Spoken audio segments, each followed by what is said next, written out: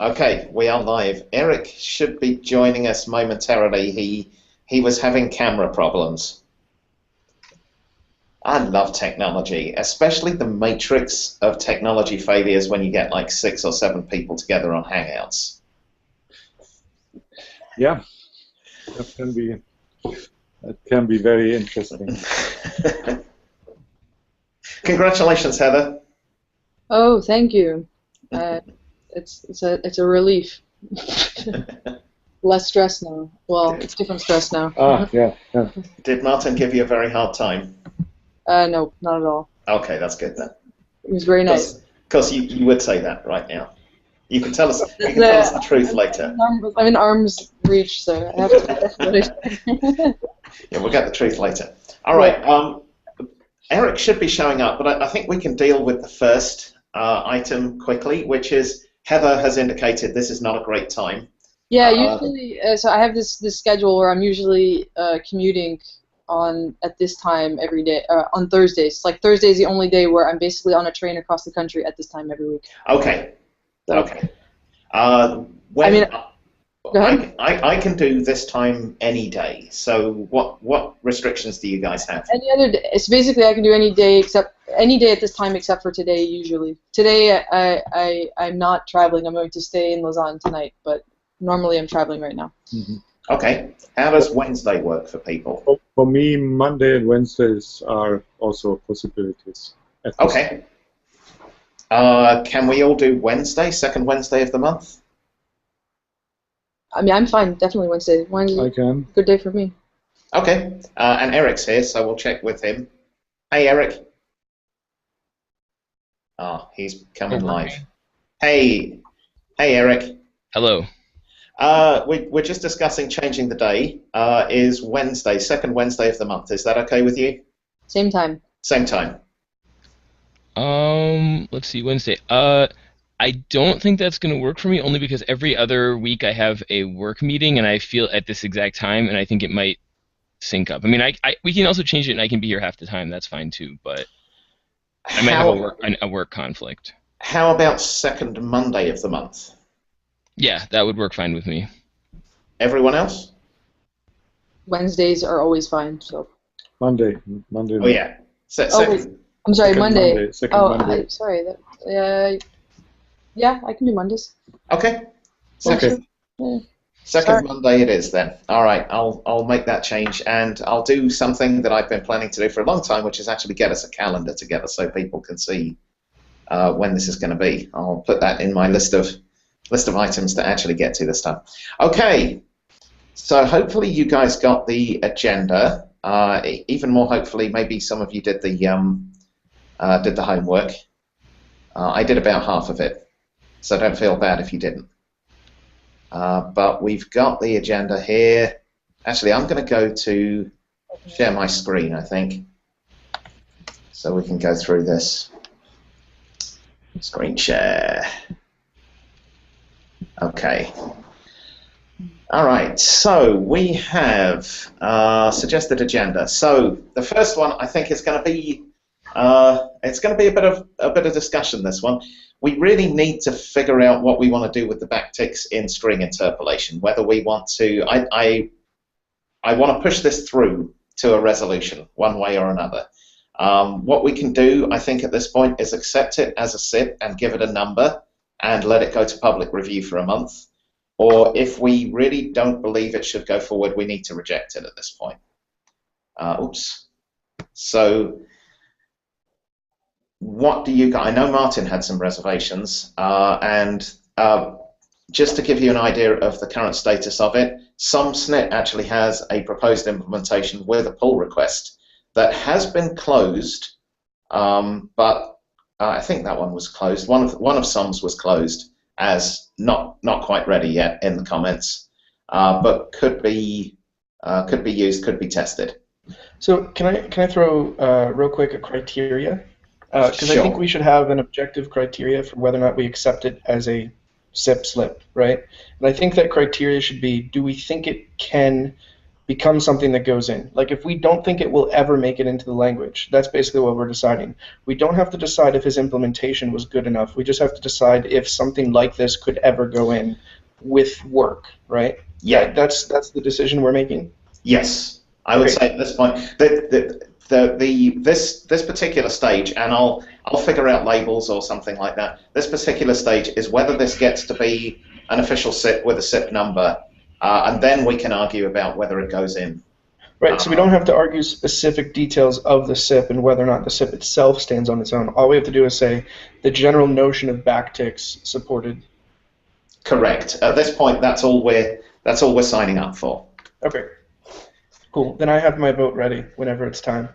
Okay. Let's open the floor. I know that Martin has had some concerns over this one. I don't know, Eric. Do you have any views or questions about it? I mean, I guess I would say I'm like leaning negatively, but I don't really have any strong views on it. I wouldn't necessarily like say that it could never get in, but it doesn't appeal to me, I guess.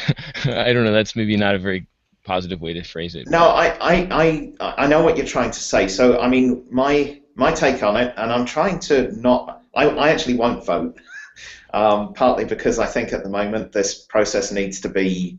I'll just run it and for a while. I have my opinions, but I'll just run it, and once it's kind of self-sustaining, then maybe I can get involved in the deeper process. But my feeling on it is it's not that hard to use the backticks inside of curly braces if that's what it's giving us. That said, the two sides of the argument are right now it's not so hard to use the backticks if you just put them inside of curly braces. In fact, you can embed any Scala you like inside the curly braces, so that's an easy solution to it.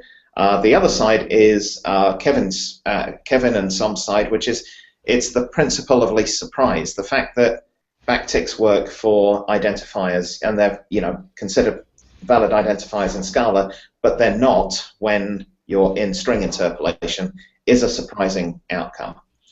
So I think that's really the question here. So who wants to weigh in? Martin, do you want to? Well, I'm not sure. I think now we're discussing the merits of this SIP, and I'm not sure. But I think it's good that we have this discussion.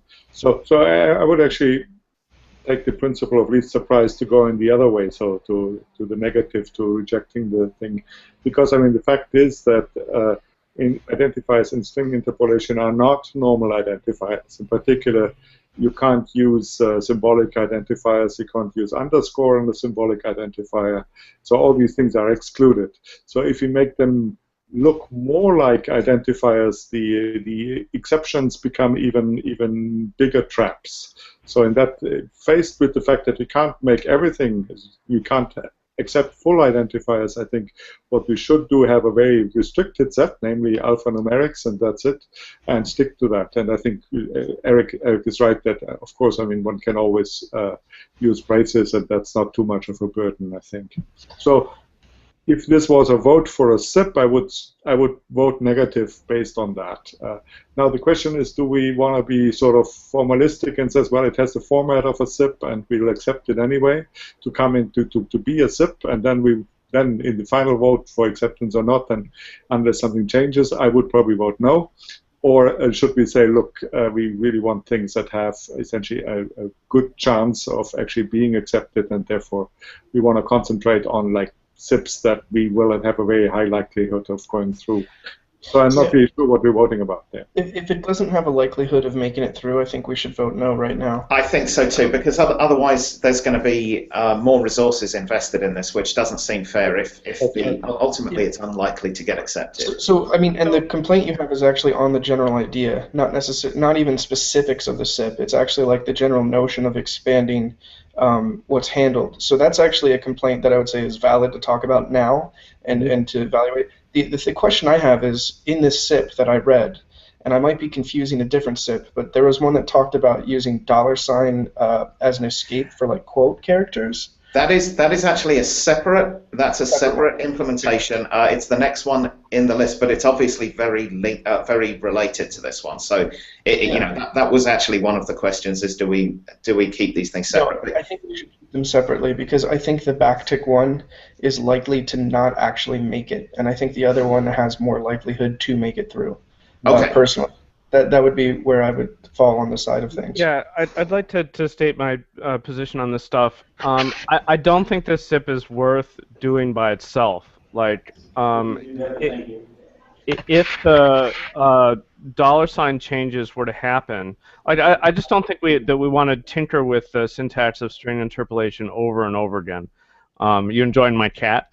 Actually a guest cat sitting. So I don't think we should tinker with this multiple times. So if this change would get in, I think it should be in the context of the other larger proposal. And so I suggest that we don't make a SIP allow this as a SIP that we just say, look, if you want this to happen, join up with the other proposal. Okay. Okay, so we're going to, at this point, we're not going to assign a SIP a SIP number for Backticks, and we're going to say if you want to explore the possibility of putting it together with Som's other one, which we're about to get to next, that's a different conversation, yeah? Well, I would actually also like to discuss this meta issue of like what determines whether a SIP gets a number, but I don't know if we're done talking about the merits. I think we are. I think we need to move on past this one. It's been sitting there for a long time anyway, because it's one of the SIPs that fell dormant for a long time, and we owe it to Kevin and Som and others to say if we're not going to accept it, we need to tell them that we're not going to accept it, which is fine. This is the way it goes. Not every SIP is going to make it through. I'm not hearing anybody championing it. And I think that was one of our criteria for this was, to really get this thing through, you probably need to find a champion on the compiler team, or for a SIP in particular, you need to find a champion on the compiler team, or somebody who really wants this on the SIP committee. Yeah. And I'm not hearing anybody say that right now. It's unanimous no, so I think we should probably just mark as won't accept, basically. Okay.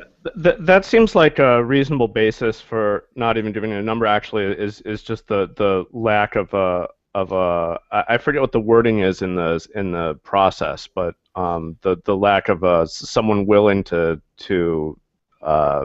champion. Chaperone it or champion it. Yeah. I think we need one champion in this committee to help it along and. So it's shepherding, right? It's like shepherding. That's it. The shepherding. Yeah. So I think that's it. If Kevin's watching this, I'll buy you a drink next time I see you, Kevin, and we'll commiserate. But I think this is probably what I'm hearing to be the right answer, and it's a better answer than just leaving it hanging out there as a possibility anyway. Okay. So all right. So we've got our answer on that one. The next one was related, which is the quotes, escaping of quotes in string interpolation, and so let's go through that one. I'll make my thing a bit bigger here so that you guys can see it. Oh, you are seeing my screen, right? Yes. Okay. Yeah. Good. So this is not the same as Backticks, but closely related, and the idea is, and Some points out, but what people expect to work is escaping of quotes in string interpolation. I've actually been bitten by this one as well. So putting a / quote in, but it doesn't. Now he's got an implementation. I think the implementation actually uses $quote rather than / quote. Yeah, it's quite practical in that sense because $ is already specially treated. Right. So there's already a class of things you cannot write after $, and it has to be specially handled. Okay. If this one needs a champion or a mentor or a slip herd, I will. I can volunteer to be that person. Okay. So you'll oh, that's great. Music to my ears hearing volunteer. So you'll take on contacting Som and talking through this one. So and it sounds like we're leaning towards the dollar quote rather than the / quote. Yes. What's actually the process now? So far there's been kind of no vote except Josh has decided to be the slippered. If everybody else says that no, this will not be accepted ever, then Okay. I can't really be the slippered because I'd have to convince you all it's a good idea. Right? We need consensus then on it being accepted, and then we assign Josh to be the slippered. Yeah, Right. So I can give you my reason for why I want to do that, and then we can kind of figure out if we can get this to an acceptable spot. Like right now, using the $ as an escape might look a little ugly. What I do like is if you look at some of the examples they show, it does so. There are wards when using string interpolators. And this I think helps solve a class of warts that I think is relatively frequent in usage. So it might not be perfect the way it is now, but I think that we should try to solve that class of warts, and I think we can get it there. So I have a question about this. So is the SIP in question, are we calling the SIP in question $ as quotes, or are we calling it fix quotes? You sort of know what I mean? Like, does the SIP presuppose that we're going to use the $ for this, or is the SIP just that we want it to be better? So the SIP as it is right now, because there's actually a SIP submission that Som put together, and it's in the pull requests. So Right. I'll link that up, and I'll also make another blog post.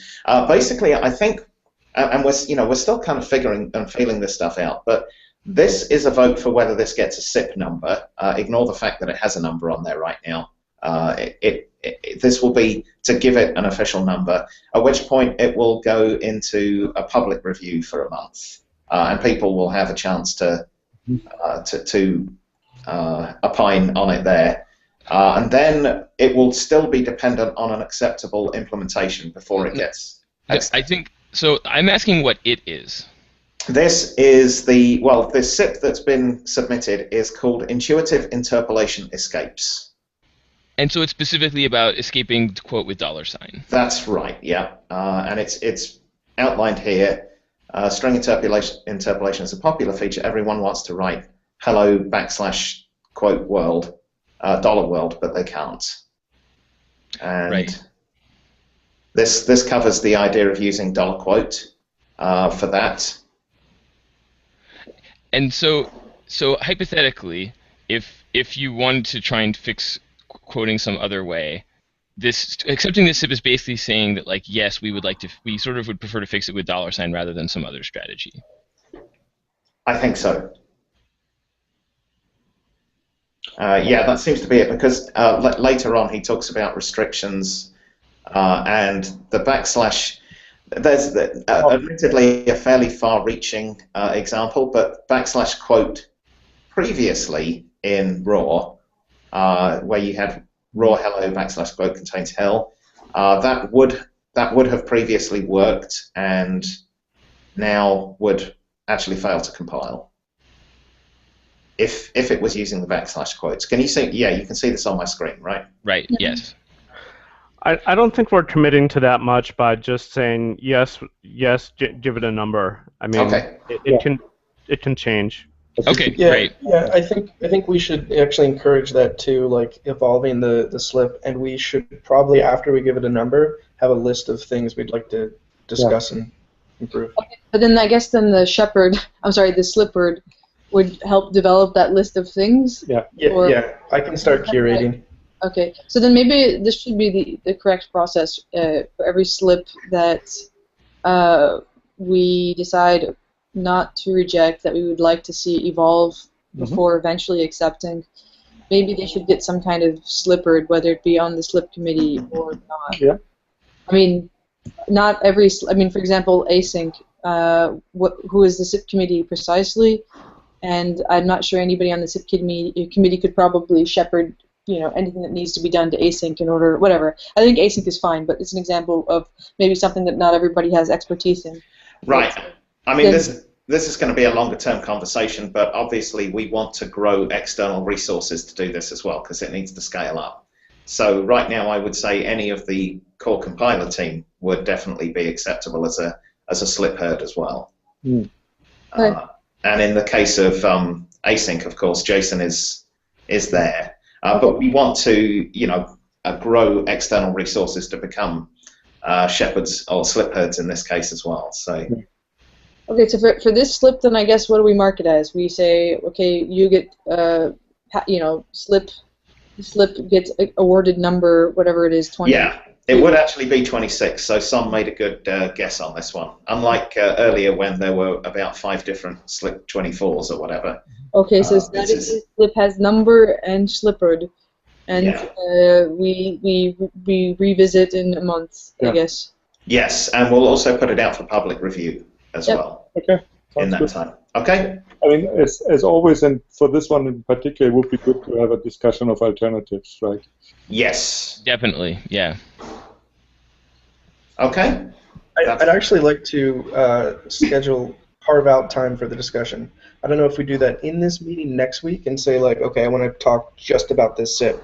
Let's have a discussion of alternatives and things and bring on Andrew, or how we want to do that. But we shouldn't do that today. We should do that when we're ready for it. I think we have a precedent for that already, which we should go with unless and that's coming up in a little bit. But the expert group for futures met, and they sort of organised that and self-organised and got their meeting, got their decisions done. I think that's a good model to go with.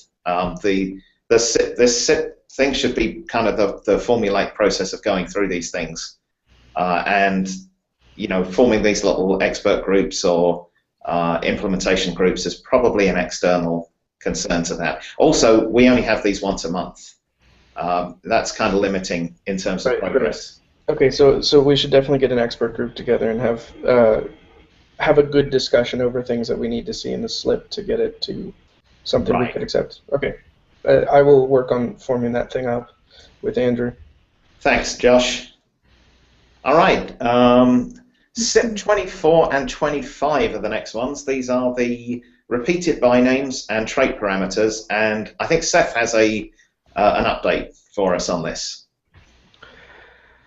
Yeah, so the Scala team discussed it, and I mean the summary is for SIP 24. No one's opposed to it happening in Dotty. There wasn't a lot of interest in taking it on for Scala 2.12 or 2.13. Okay. And then for SIP 25, everyone likes it. There's no reason it shouldn't go forward in Dotty as it already is.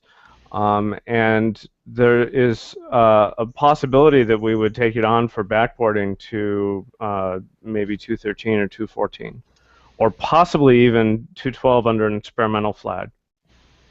Okay. Actually, that brings up something that I unfortunately missed at the top. I was trying not to do that. Several people have asked for if there's an updated 2.12 timeline roadmap.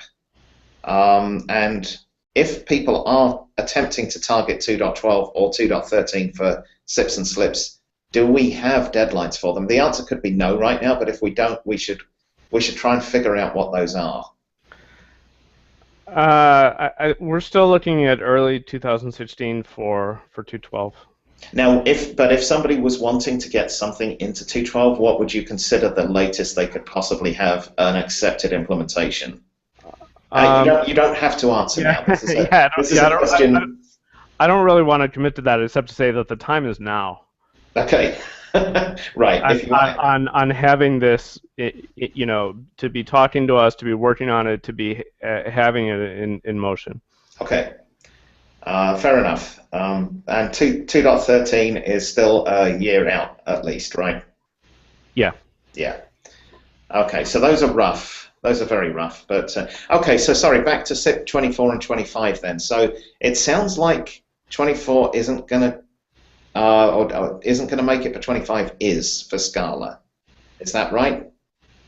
At least it sounds like that's the compiler team's leaning. Yes. Okay. So what it means for that SIP24 might still happen, but in DAUDI only. Like what that means in terms of the whole process, I don't know. Right.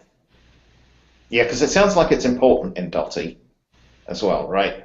This actually solves a problem that was occurring.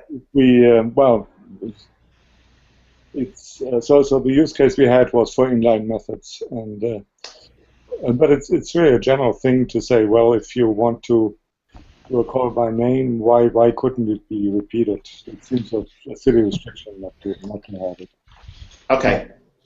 But I agree that there's no pressing use case right now. So, but my original motivation for writing these SIPs was sort of also this trial balloons to test a little bit how, because I think for both of them, it seems that there's no immediate prospect of getting this into Scala C right now. I mean, I think SIP24 would actually be fairly easy to implement, but it's probably not so overwhelming as the necessity, whereas I think SIP25, everybody likes it, but I believe it actually would be much harder to implement.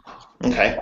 So it will be a while until this is in Scala C. So my question now is, what do these SIPs, will we vet them and decide on them independently of pull requests for Scala C, or is that not?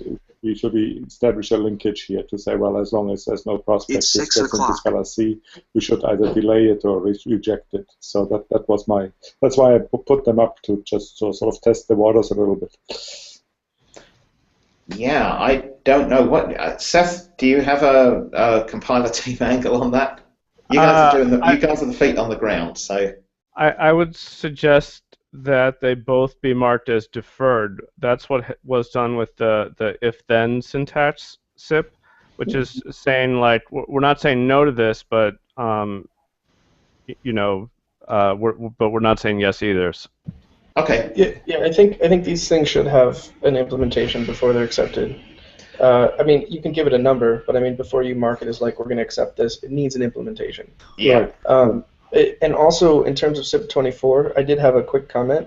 I actually think that we should be more aggressive with by name argument refactorings in the language. If we're going to do something like a SIP24, I would like to try to also remove a class of warts relating to by name parameters. I think I know the one you're talking about, Josh, and I know I said I wasn't going to get involved, but I would be interested enough to be involved in that one. It's something I see a lot with beginners, and I'd like to. It's basically the accidental eager execution of a by name, right? Yeah, that can happen. So there's just a few words, like by name parameters and functions of 0 are somewhat the same, but not really. And there's actually almost every bug in Scala Z I ever found was because of by name parameters. Me too. And people not understanding them. Anyway, by name parameters are awesome, but I think there's a class of bugs that hopefully we can get rid of. I think improving their flexibility and generality is a great thing. I just want to see us be a little bit more aggressive if we tackle it, if possible. And I'm saying this with having no ability to do so myself. So I realize what that sounds like. But anyway, that's what I'd like to see if we do tackle that area. Okay.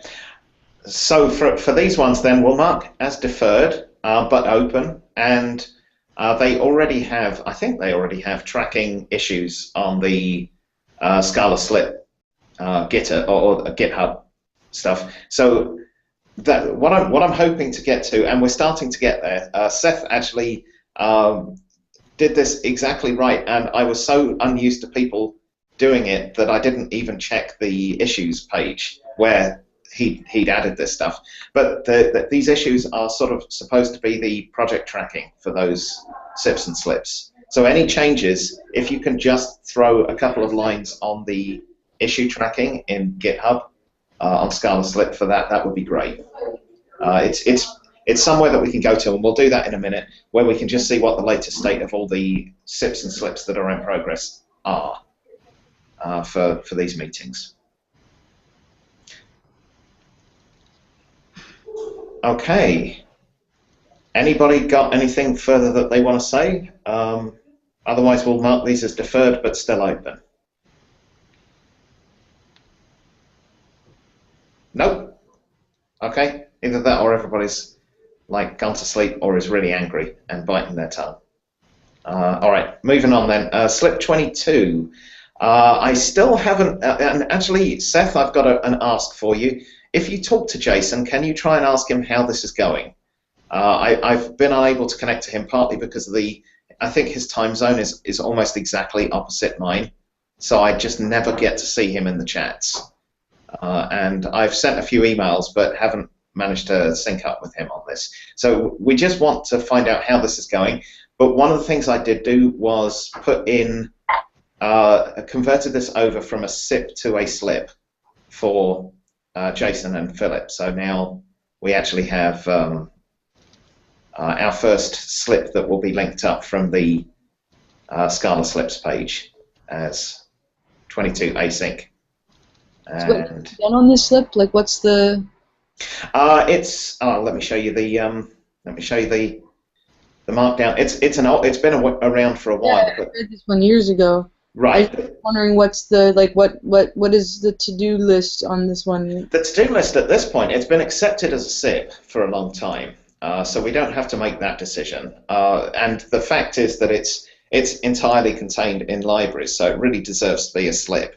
And so all I did was take the original document and moved it across into the slip list as markdown. And I think I got the markdown right. I didn't see any mistakes in there.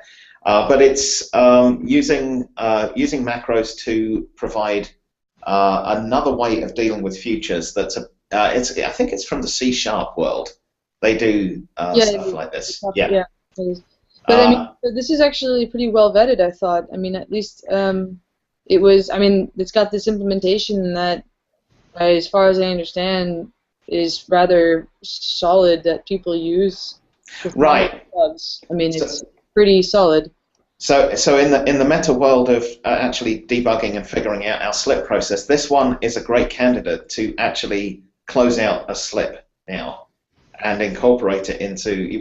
We can find out how that part of the process is going to work as we do it. Right. So I mean, assuming that, let's just for the moment. I mean, we should get feedback from Philip and Jason if there are any sharp edges that they're aware of that should be considered before this is somehow integrated into something. But assuming that it's okay, what would then be the process that we decide upon?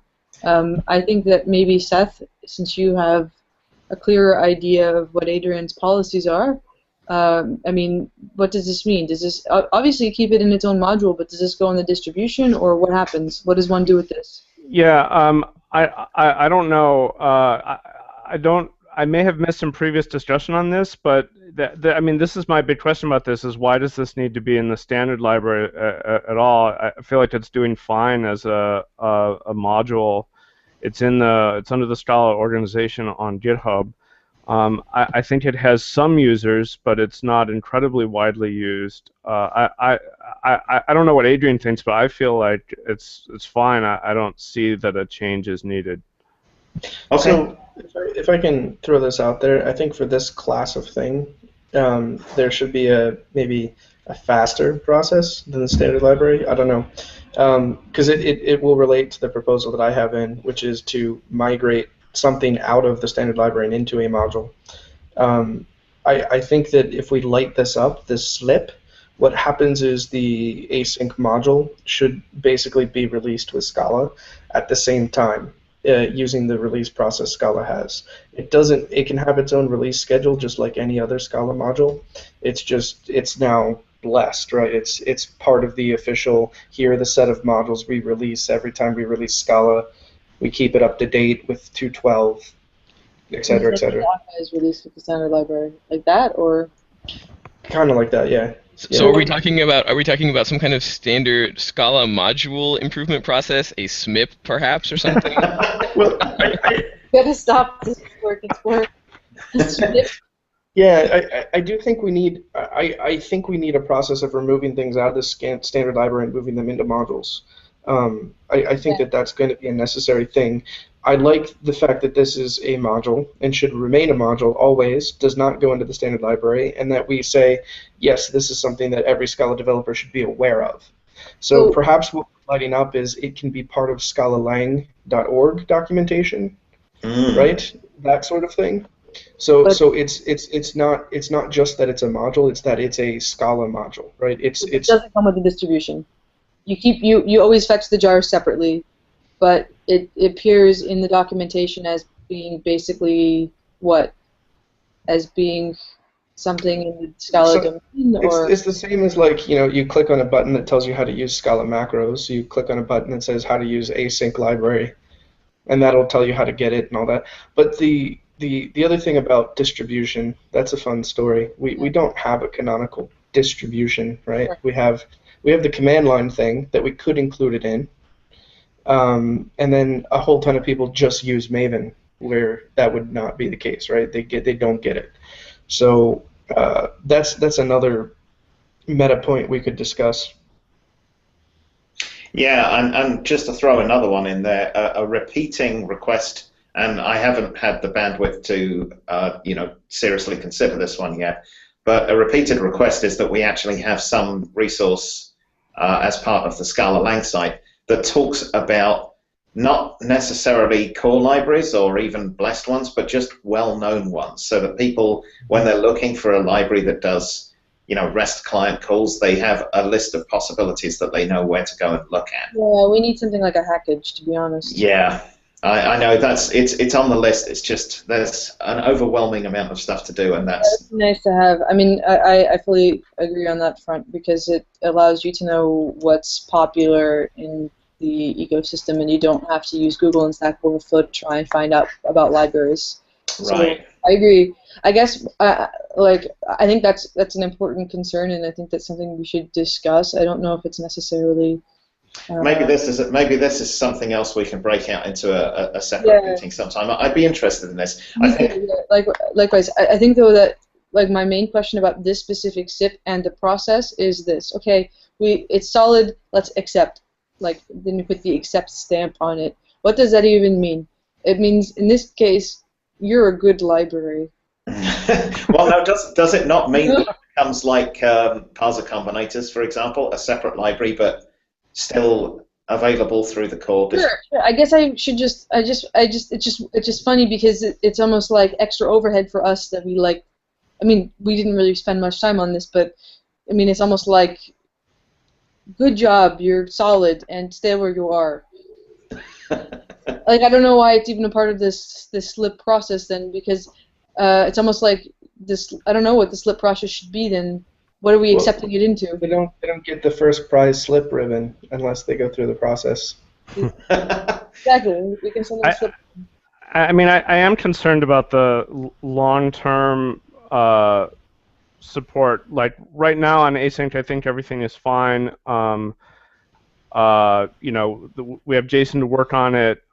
We have TypeSafe has commercial customers that are interested in it. I just remember back to the continuations plugin, which at one time was official, and then the support level of it had to be pulled back, and people were upset. The problem with that was that basically we lost the maintainer right at the time where I think it became kind of broadly accepted to be in the language.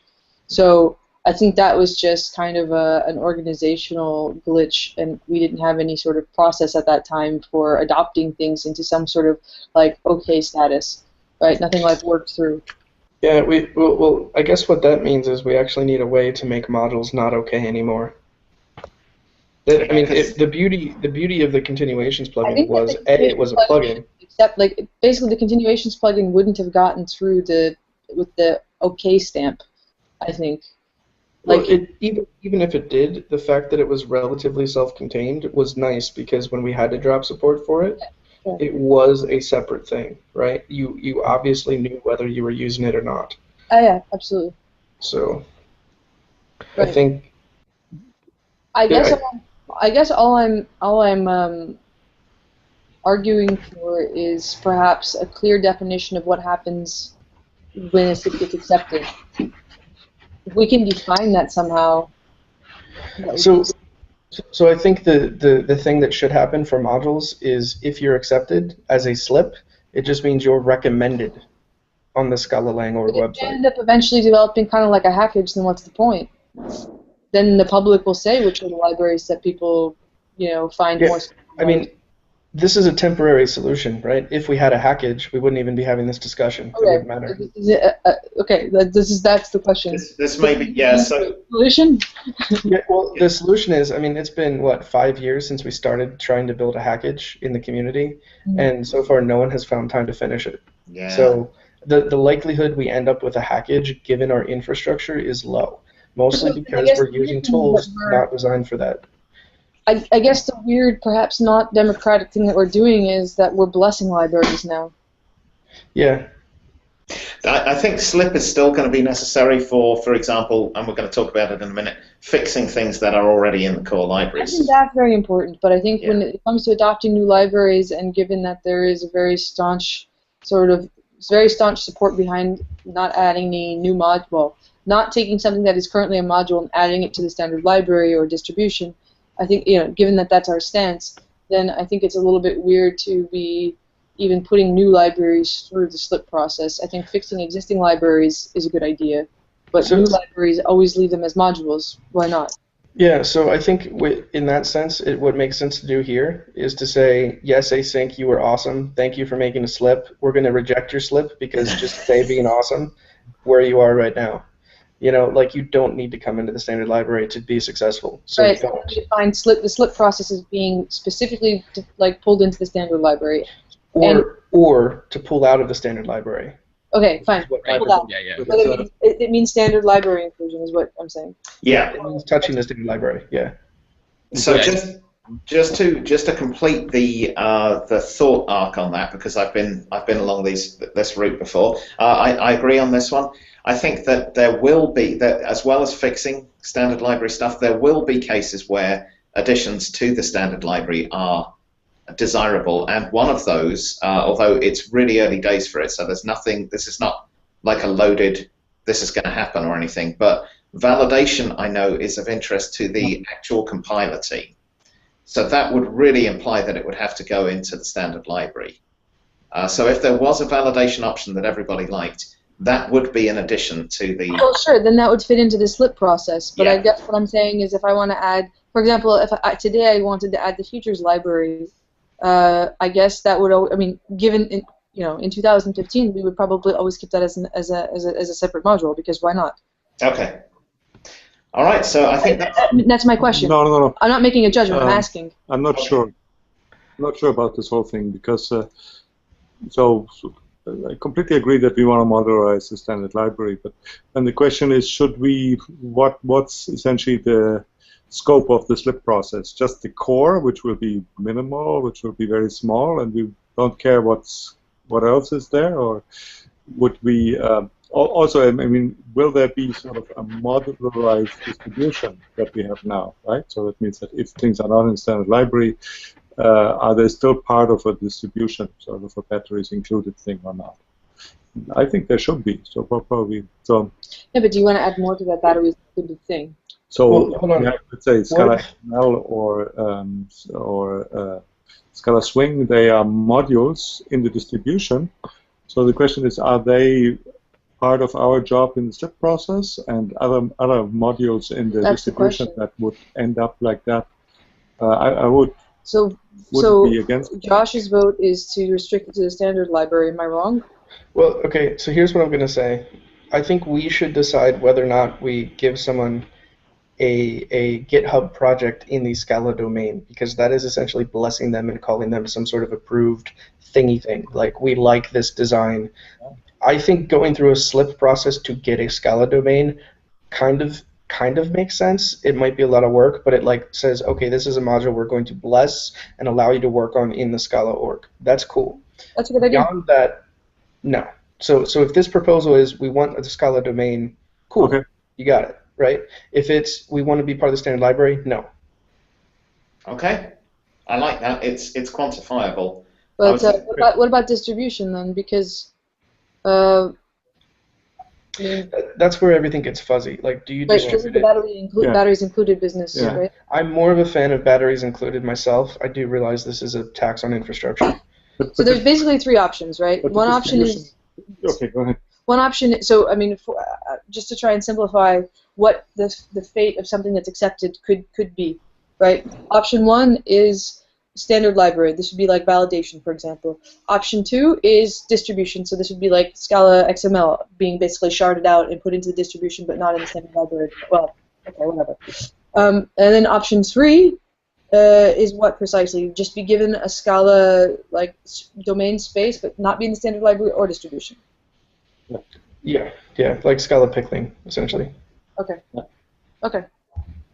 So, I mean, if we agree on this definition, we should probably maybe write this down so that, and then follow this in protocol.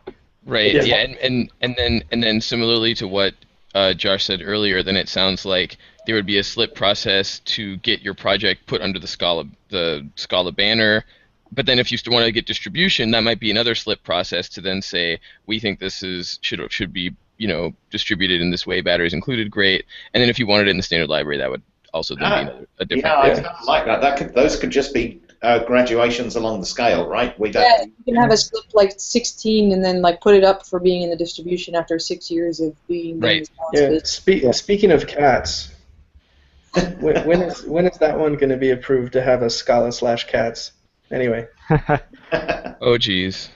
So at the next Scala team meeting, I can ask Jason and Adrian what they think about async specifically and what they envision happening to it, and so I can report back for next month. Yeah, the only other thing I would comment on is it's been at 0.9.5 for a while. It hasn't.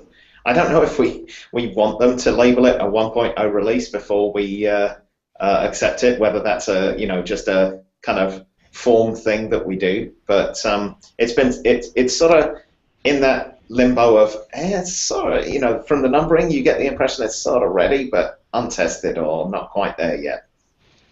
Yeah, maybe that's something that you can ask Jason when you're talking about it. He's holding it back to 0.95 maybe for a reason. Okay, well, he wants to get to 11. Yeah, I will ask him. Okay, thanks, Matt. All right, let's bulldoze through the rest. An update on the expert validate or the validation expert group. So this is going to the issues page. These are the issues that we've got open, all of them right now. So far, haven't had a ton of volunteer help, but it's starting to pick up, which is good. The backticks in string interpolation, I'll mark that one up with what we decided. Gather and list contacted parties. So this is the somewhere along the scale of leaving either all the way alone and possibly providing an alternative, all the way through improving either, all the way through like some kind of full validation library. All of this kind of got lumped in together as we don't know what to do.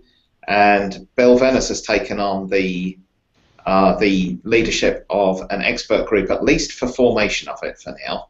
I'm going to see what happens if we just remain very hands-off with this. But Seth was in there, so you guys had a meeting, and I believe one of the action items is you're all going to check out other people's either or libraries and do a write-up on them, right? Sounds good.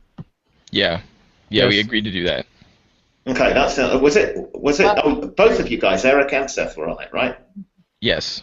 Okay, good. Anything else we need to know from that for now?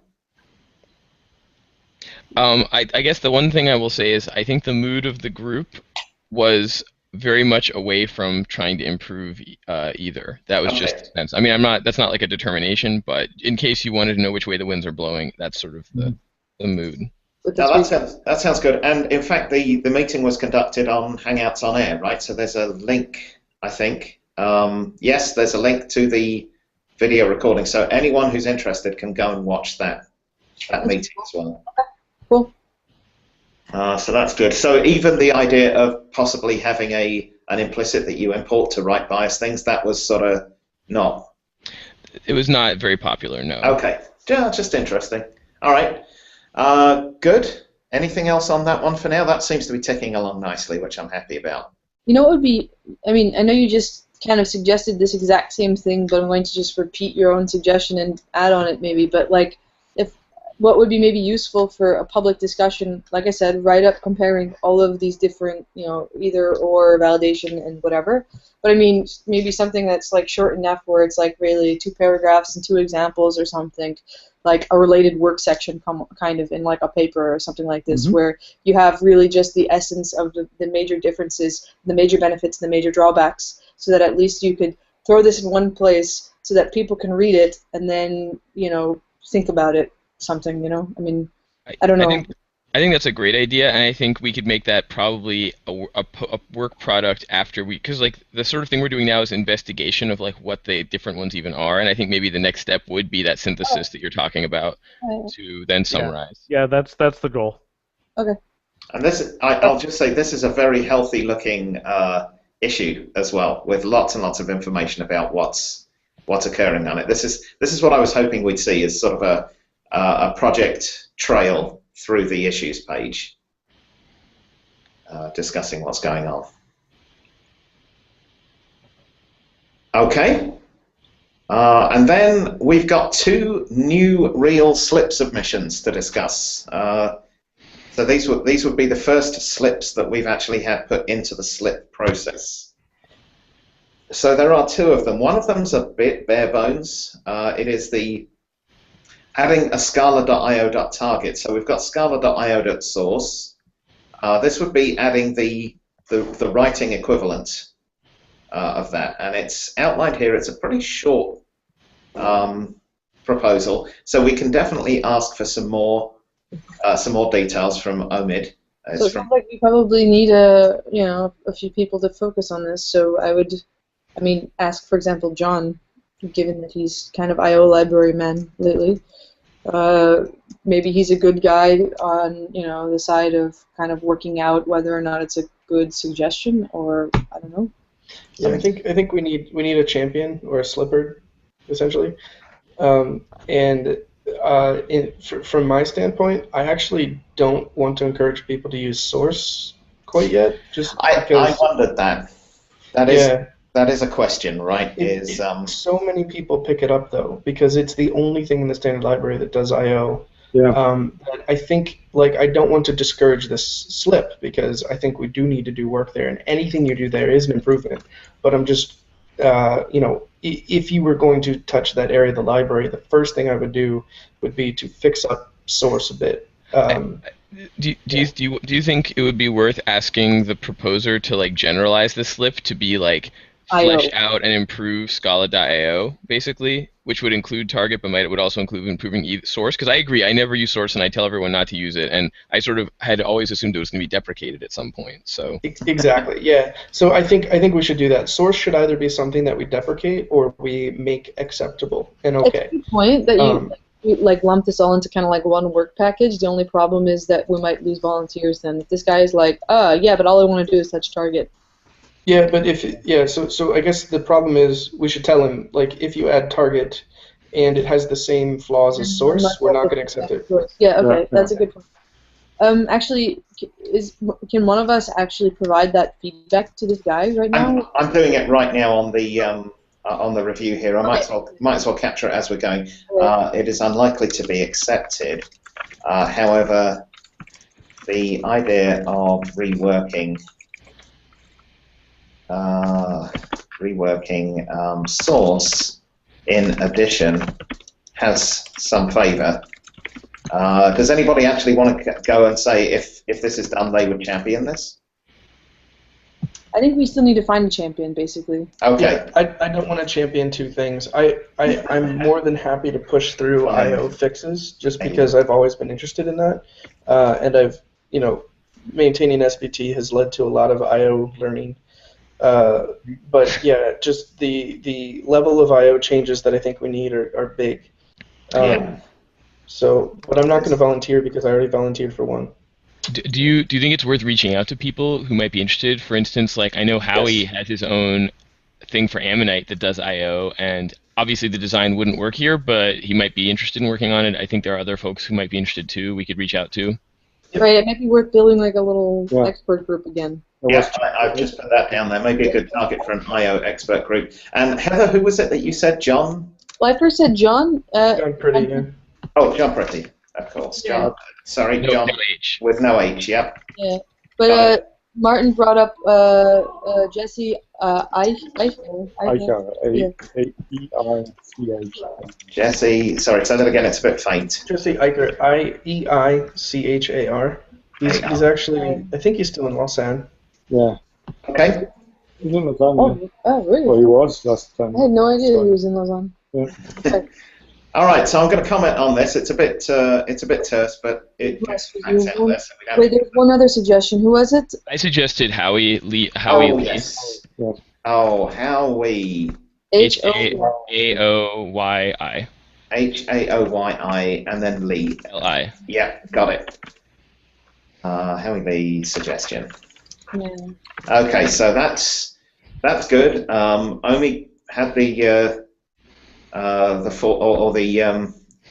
impulse to do this, so I'll contact him and see if he's interested in sort of trying to drag those people together. At this point, if you show any kind of interest, I pretty much volunteer you until you tell me not to. So, because someone showed an interest in it. So, all right, that's good. That's the comment on that one. Good. And then we've got Josh's proposal for deprecating existing views in favor of a low-maintenance alternative. And there's a fairly extensive document on this one. You worked hard on it. I tried to make sure the motivation is solid after talking to Seth and a bunch of other people, but essentially the idea is we completely deprecate views as they exist in the standard library, and we create a new module which can basically replace them. There's a few performance trade-offs we talk about at the end, but the idea would be we completely remove views from the library at some point, but we need to get them deprecated in 2.12. So we're making a proposal for a very, very limited but wholly encompassing view solution. And yeah, it's basically something that Martin had worked on, and we had talked about it, and I just took it and ran slightly a different direction, but it turned out the performance was really good. Mm-hmm. I'm going to suggest a course of action on this one because this is a very complete write-up on it, and I've been following the chats on the Scala Slip channel and so on. I suggest we assign this a number, but let it go to public review for a month. Yeah, I think that makes sense. Yeah, for at least a month. Oh yeah, well, unwritten in that is within by next month, we can choose to leave it in public review indefinitely. I mean, that's we'll just go month to month on these things and sort of it's good, yeah. handle it that way. But yeah, so we will. This will be Slip. Here's the next question for you guys. We have SIPs and we have slips. We brought SIP 22 across as Slip 22. Do we want to keep these numbers independent of one another? I would keep them all synchronized. Yeah, just so I agree. We can at least. Yeah. We can, then we can just tell from the name. That's what I'm thinking. It's less confusing, isn't it? Yeah. So this would be Slip 27 then, yeah? It's very confusing. Slip and SIP 22. They'll have Slip 22 and SIP 22. No, that would be confusing, I agree. Yeah. So, Okay, so this will be given Slip 27, and we'll go into public review for a month. And, Okay? Yep, sounds good.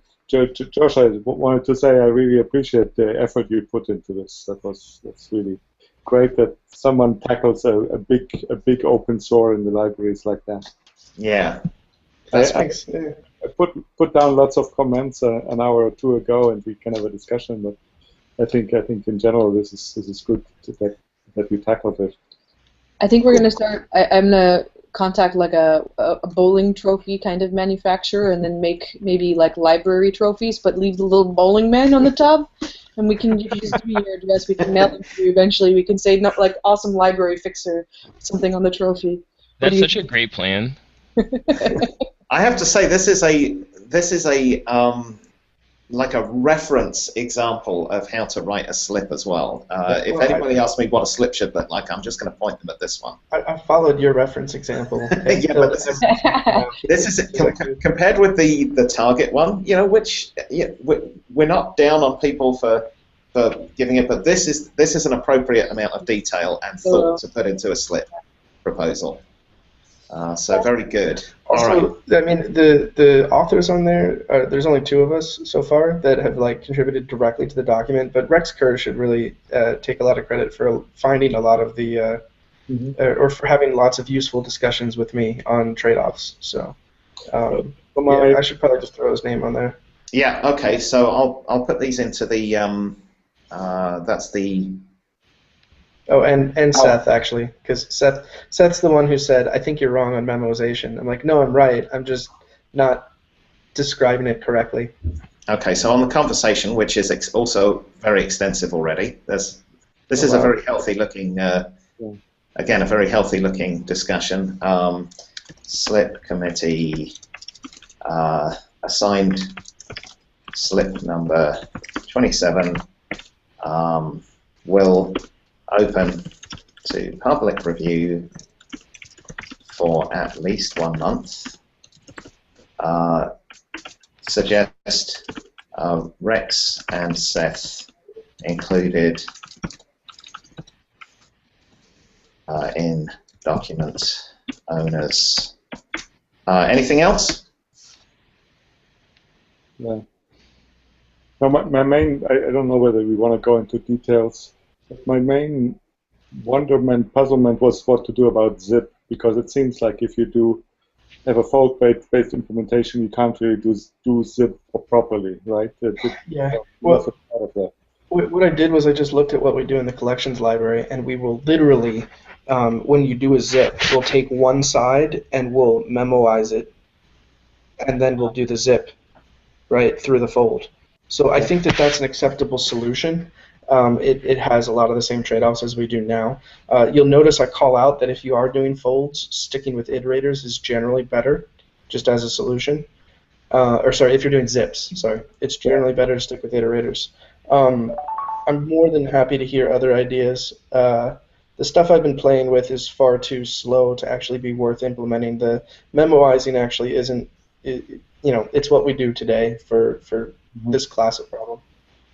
Yeah, I fear that if you want to do properly zip, then I have the impression that we need an iterator-based approach to views rather than a fold-based approach. Yeah, which means that you can't have views on traversable. You have to have them on iterable. Iterable, yeah. Right. Yeah.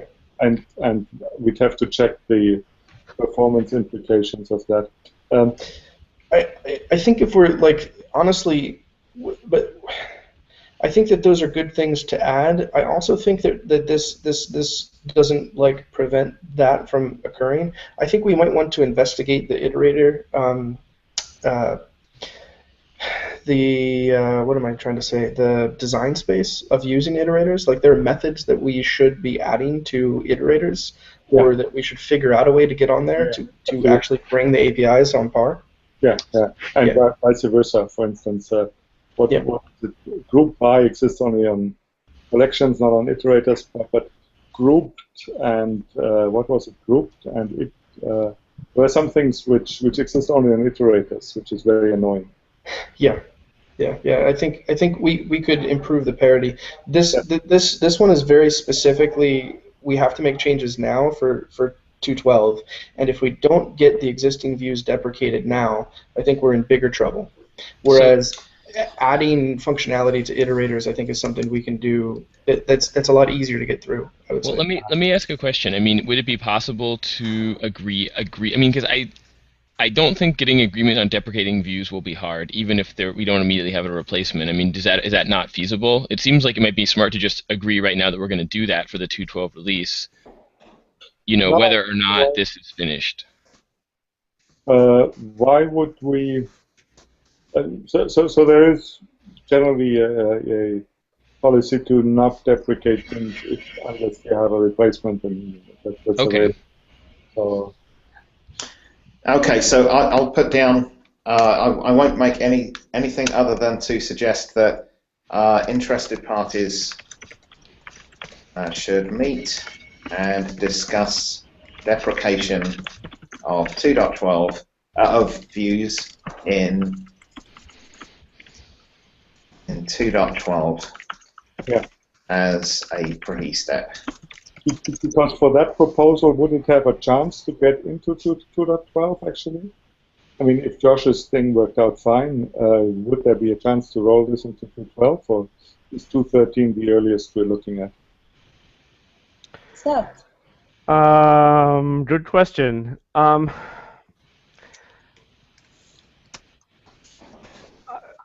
So yeah, this isn't something I'd considered before, so I'm having to think. I mean, my first reaction is that there's nothing preventing us from adding new API in 2.12, but it's sort of not normally how we're thinking of the release. It's it's like sort of tied to 2.11 as having about the same.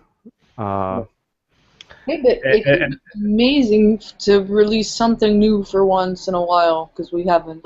Well, if 2.13 is the library shifting release, I would like to be able to have the old views gone by 2.13, right, for the library shift, if that's the way these cycles are going to go. We need to introduce it into 12.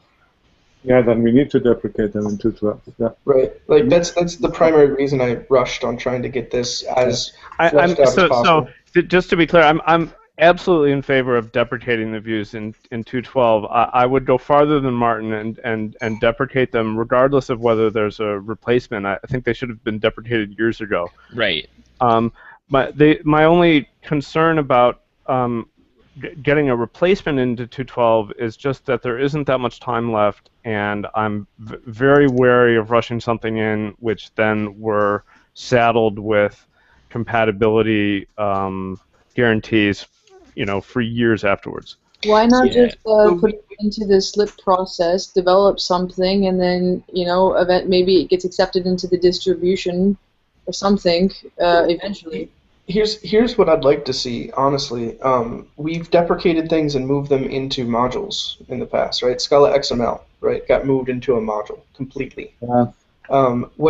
That's essentially what I'd like this to feel like for views, is this new thing is a library that you can pull in to get the view-like behavior. We deprecate it and say, if you'd like to continue using views, try this module, and we release a module. We have a lot less restrictions with the module. Right, you're not tied to the release cycle of the language then. Yeah. And so I can fill out the proposal to make sure that's very explicit of how this would be introduced, but that's what I was hoping, what I was envisioning. And I think I focused too much on technical detail, not enough on the big picture. So I will fix that. Make a suggestion for process, or propose how things get deprecated and adopted, so that at least it's written down and Adrian and Jason can clearly see it when they get to it. It could help. Okay, I think I captured those major points in here, so I'll slam that comment in. And I'm actually completely out of time here. I have like a minute. Yeah. I'm also going to lose this room in about 3 minutes' time. But I think we're through this. Just to cover any other business, and then I'll write up what we've discussed today in a blog post on the Scala Lang site. Does anybody have anything else they want to cover right now? No, all good. I'll get back to. Where are you guys? There we are. Okay. Well, thanks everybody. That was a long one today, but I think we made some decisions. One thing we didn't really look at was cat overlord mentor. Did anybody keep an eye on the chat on the Slip channel? Is anybody burning us in effigy on there or? No, but I think that no matter what, we can't even answer them if we wanted to at this point. So. Yeah, I think there's been no comments so far, but it could be that I just am not getting notifications. Yeah, there's nothing. So let's. I think we're good to go then. Yeah, well, people will be able to watch this on the recording anyway, so I expect we'll see comments on there soon, if not straight away. Okay, guys, thanks everybody. Thank you. See you guys. thanks. Bye-bye. Thank you. Bye.